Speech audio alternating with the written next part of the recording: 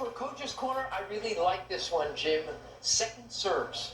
Why'd you choose that? Why is that important? Second serve is a key.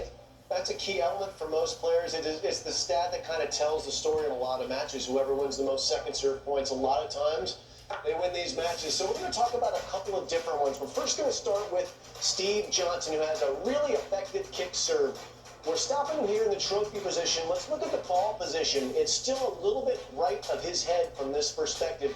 Now let's roll it forward to where he makes contact. His body's going to move to the right, and now the ball is going to be left of his head. Why does he want to do that? He's trying to get all of his energy going up and into this ball, trying to create a spinning, heavily spinning top spin serve that will then hit the court and kick out wide. This is against Dominic Thiem, who he'd lose to in 5 sets.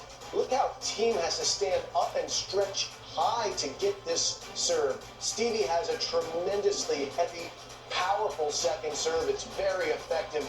Andy Murray is the corollary. Murray, on this ball toss, look how much further right it is than Stevie's. Stevie's, remember, was directly over the center of his head. Murray's about a half a foot right of him. So at contact, he's going to actually be right at his head, or maybe even still a little bit right of it. What does that mean?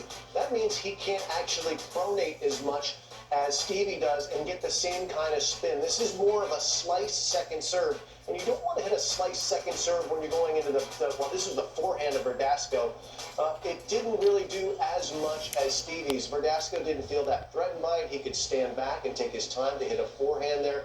Andy Murray's second serve has never been the strength. So let's just dive in real quickly so you at home get an idea of what I'm talking about. The type of spin that a real kick serve you're trying to put on the ball, you're trying to hit it like this. So the ball is then spinning that way. When it bounces, it's going to jump really far right. That's effective. If you're over here, you can only cut around the ball. The ball is now spinning this way. And there are a couple of things, Paul, that it impacts, and one of them is speed. Yeah, that's a great little video of what we saw, and luckily I have my smart glasses on today to figure all this out. Really, for you guys at home, think of it this way. The kick serve, you hit it from 7 o'clock to 1 o'clock on the ball. The slice serve that Jim's talking about is going 2 o'clock to 8 o'clock. The slice serve stays down, but by hitting 7 to 1, like Stevie Johnson does, 8 miles an hour or so faster than Andy Murray's serve, jumps up high and heavy, creates a lot of problems returning serve. So those are the guys that get the ball up high and keep it away from the players. So let's use Hawkeye to illustrate what this looks like from the server standpoint. Here, the red dot, that's Andy Murray's. The blue is Steve Johnson.